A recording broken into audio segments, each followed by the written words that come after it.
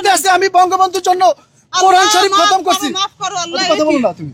এই আপনি কি পাগল হইছেন নাকি? একদম মাথা নষ্ট হয়ে গেছে। আমি বঙ্গবন্ধুর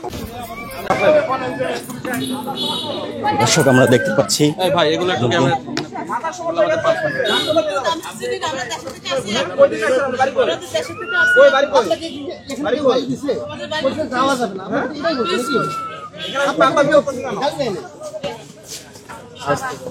একটু বঙ্গবন্ধু বাড়ি দেখতে আসছে আজকে 15 আগস্ট তার কবরটা জিয়ারত করা যাবে না।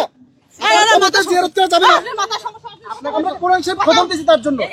এই বঙ্গবন্ধু যে দেশের জন্য সবকিছু করছে আজ তার বাড়ি জিয়ারত করতে দেবেন না আপনারা। আপনারা আপনারা তার বাড়ি জিয়ারত করতে দেবেন না। চলেন, এই দেশের জন্য সবকিছু করলো, স্যারকে ফোন দেন একটা। এই দেশের জন্য যে সবকিছু আরে করলো আমার মাথা তার নষ্ট হয়ে কবরটা গেছে। জিয়ারত করা যাবে না আজকে। আমি তার জন্য কোরআন শরীফ খতম করছি। আপনি কি জিয়ারত করতে আসছেন? হ্যাঁ আমি জিয়ারত করতে আসছি আমি বঙ্গবন্ধুর জন্য কোরআন শরীফ খতম করছি। মাফ করো আল্লাহ। কথা বলো না তুমি। এই আপনি কি পাগল হইছেন নাকি? একদম মাথা নষ্ট হয়ে গেছে। আমি বঙ্গবন্ধুর কবরটা জিয়ারত করা যাবে না আজকে। আপনারা যে এই দেশের জন্য সবকিছু করছে। বান্ডেল থাকলে প্রতি সেনমানিতে টাকা বাঁচবে। বিকাশ সেনমানি বান্ডিল কিনে জিতুন প্রতি লেনদেনে। যে এই দেশের জন্য জীবন দিয়েছে তার কবরটা যদি জিয়ারত না করা যায় কে পারবে? এই 15 আগস্ট তার কবরটা জিয়ারত করা যাবে না। আপনার নাম কি? আল্লাহর কাছে বিচার দেব, আল্লাহর কাছে। আমার নাম মাওলানা ওলিউল্লাহ। আমি আসছি বরিশাল পিরোজপুর থেকে। এখানে কি জিয়ারতের উদ্দেশ্যে? আমি জিয়ারতের উদ্দেশ্যে আসছি আমার পরিবার সহ।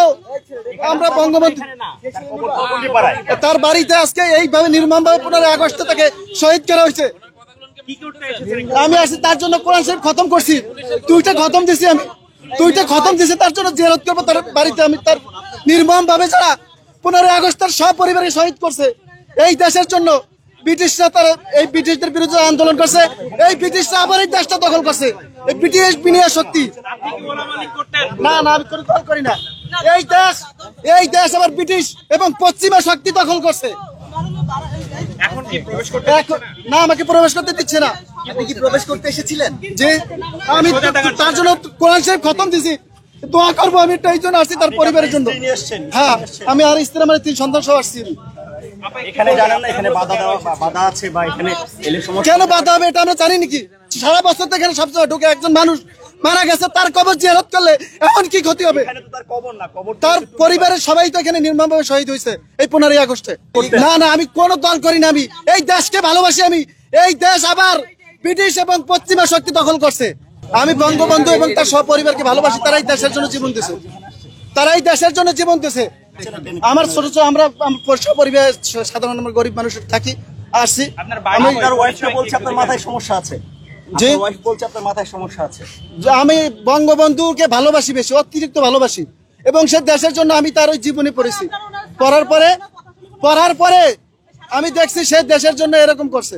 এখানে তাকে নিয়ে আসলেন? আসার পরে আপনাকে আমি বলছি একটা যাবো তার জন্য দোয়া করবো, তার বাড়িতে গিয়ে একটু দেখবো। আমি ঢাকায় একটু জুতার ব্যবসা করে মাদ্রাসায় পড়াই। এর আগে কি আসছিলেন এখানে? এর আগে না এখানে আসিনি। আমি ঢাকায় আসছি এই 1 মাস হয়েছে ঢাকায় আসছি। আপনি কি আওয়ামী লীগের কোনো না না আমি কোনো কিছু আমি করি না।